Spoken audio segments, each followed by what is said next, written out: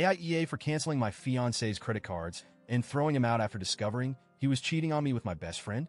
I, 32F, have been with my fiancé, Jake, 34M, for 5 years.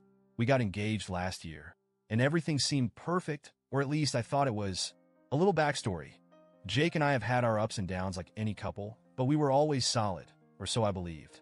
I work in tech and have a pretty good job, making significantly more than Jake, who's still trying to establish himself in his career. I never minded being the primary breadwinner. I've always been happy to help him out. That's just what you do for the people you love, right?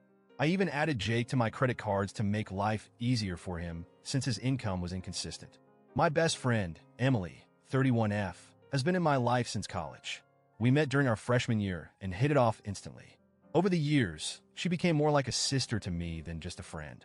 She's been through thick and thin with me, supporting me during rough patches and celebrating the good times.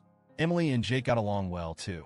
In fact, I used to think it was great how close they were because it felt like having a little family of my own. I never once thought it could turn into something else. But a few weeks ago, things started to feel off. Jake became unusually distant. He was glued to his phone, constantly texting, and even started taking calls in another room.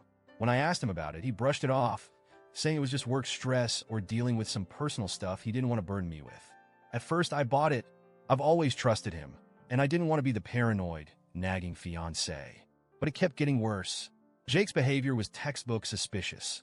Late nights, unexplained absences, and always being secretive with his phone.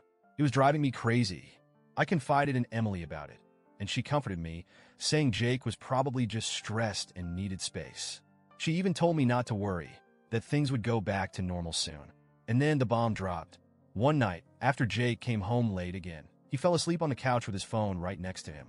My gut was screaming at me that something wasn't right. I know some of you will judge me for this, but I picked up his phone. He didn't have a password because he always said he had nothing to hide. Well, that night I discovered he had been hiding a lot.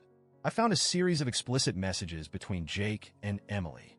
They were talking about meeting up behind my back, about the things they'd do together, and worst of all, about a future they were planning. One that clearly didn't include me. I felt physically ill reading their messages, my heart pounding out of my chest. I couldn't believe the two people I trusted most in the world were doing this to me. It felt like my whole reality shattered in that moment. There were messages about how they'd been sneaking around for months, how they were meant to be, and even discussions about when Jake was going to end things with me. It was the ultimate betrayal, and I felt humiliated, angry, and utterly heartbroken. The next day, when Jake was at work, I decided I wasn't going to sit around and wait for him to throw my life into further chaos. I canceled all his credit cards that were under my name, removed him from our joint account, and immediately changed the locks. I wasn't about to let him waltz back in after what he'd done. I packed up all his stuff and put it in a few suitcases on the porch with a note telling him to never contact me again. When Jake got home, he was furious. He banged on the door, yelling and calling me names, accusing me of being vindictive and cruel. He kept shouting that I was overreacting and that we needed to talk this through like adults. But honestly, I didn't see the point in talking. What was there left to say after what I saw?